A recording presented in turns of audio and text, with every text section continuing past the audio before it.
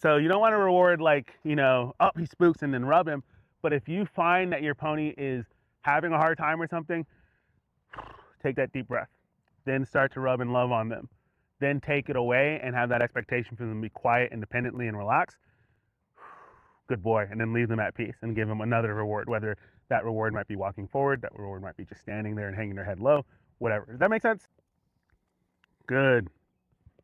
Let's go to, let's want to do the softening again like you were doing, right? So we talked about when you tip, I like to be right here where I'm riding, right? I want to picture myself in the saddle. So when I tip, I'm going to draw to the pommel again, because when we ride, we're going to come kind of towards the buckle, right? So we're going to there, and that's a little more than a tip. And then I'm going to bend, I'm going to draw there, good boy. And then for the flex, I always, even though I'm in riding position, I'll even step further back. I'm going to be closer to his tail so that I give him plenty of room. Because remember, when we flex, we're coming back here, like kind of towards our hip, our waist. So what I'll do is I'll draw back here, and that gives him, good boy, plenty of room to come through. And this is what we were looking for, right? The softness where he softens, he gives, right? There's no tension here. He's holding there, he's being a gentleman. Good boy, I gotta give you a rub for that. Then we'll release, right? The reason why I step way back there as well, push, is it just makes it easier without me having like a block here. Because if I'm standing here, you know, he's not gonna wanna just shove into me, right? But if it's nice and open, he has plenty of room to soften. Oh, what a pony, good boy. So when he gives, and when I talk about a give is like, now, so I wanna be polite here. I don't want him to get impatient and root this up.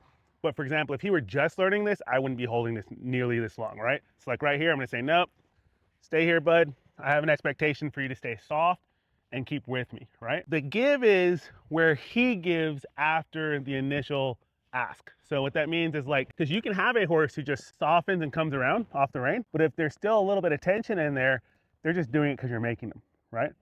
But if I wait for him to there, kind of soften into it the rest of the way, it's like I'm pulling him 90, 95% of the way. I just want him to give me 5%. That shows willingness. Does that make sense? We want to make sure not only is he falling into my hand and following this feel, but then he's engaging and coming a little bit more of the way. And so with a horse who's had it done a lot, we're going to hold it like this, like I'm doing with him, to say, hey, even when you get tired and you're like, hey, you should let me loose by now. No, sir.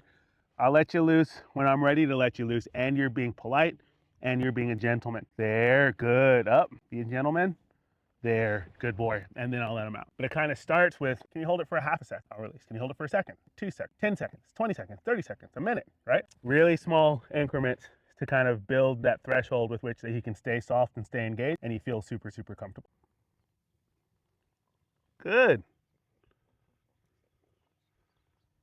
Very good. And hold. Count to 10.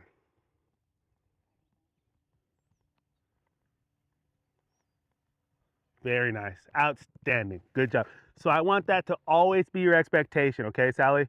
Because you remember how earlier how he was kind of rooting that nose up, loose rein, asking.